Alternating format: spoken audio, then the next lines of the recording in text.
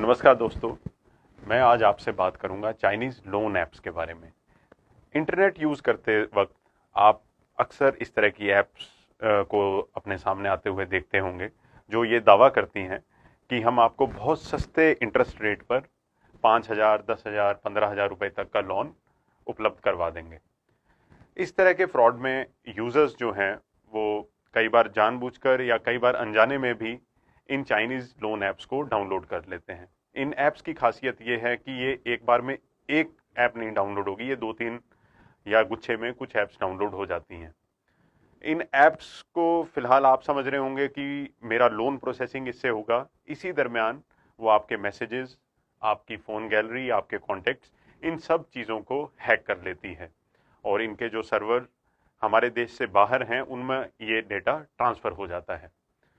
इस दरमियान आपको एक मैसेज आएगा कि आप अपना पैन कार्ड और आधार कार्ड केवाईसी फॉर्मेलिटीज़ के लिए हमें स्कैन करके दीजिए। आप वो स्कैन करके दे देंगे, 5-7 हज़ार रुपये का लोन वो आपको प्रोसेस करके इमीडिएटली आपके खाते में डलवा दिया जाएगा।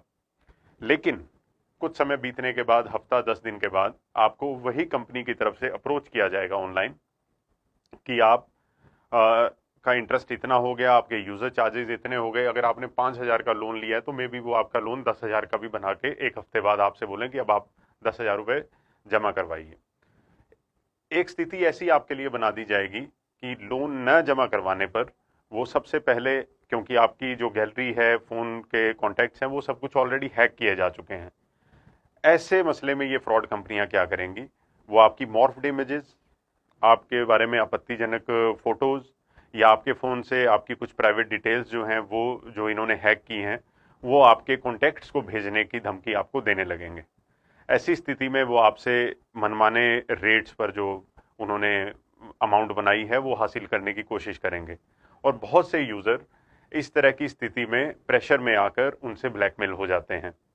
एक ब्लैकमेलिंग जो है वो आपकी डायरेक्ट की जाएगी। उसके बाद दूसरा तरीका इनका ये है कि जब आप मान लीजिए 10,000 नहीं दे पा रहे हैं, आपने किसी भी तरह उनके प्रेशर में आके 8,000 रुपया जमा करवाया, 2,000 अभी भी उनके हिसाब से आपके प्रति उनका आउटस्टैंडिंग है, वो उस 2,000 को दोबारा 4-5 हजार बनाकर फिर से आपको पैसे डलवाने के लिए फोर्स करने लगेंगे।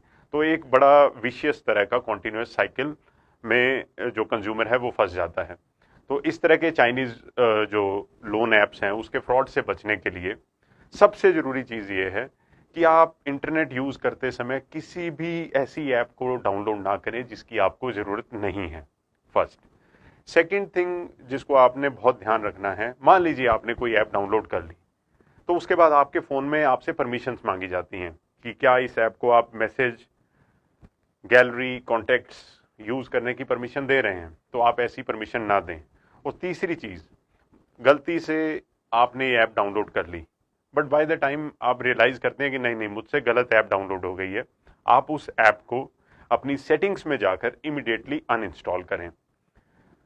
इस तरह के फ्रॉड से बचने का बेस्ट तरीका है जानकारी। हमारी कोशिश ये है कि आपको इस तरह की जानकारी देकर इस तरह की जो लोन ऐप्स हैं उनको डाउनलोड करने से बचाया जाए। और इन केस आपके साथ अगर ऐसा फ्रॉड हो जाता है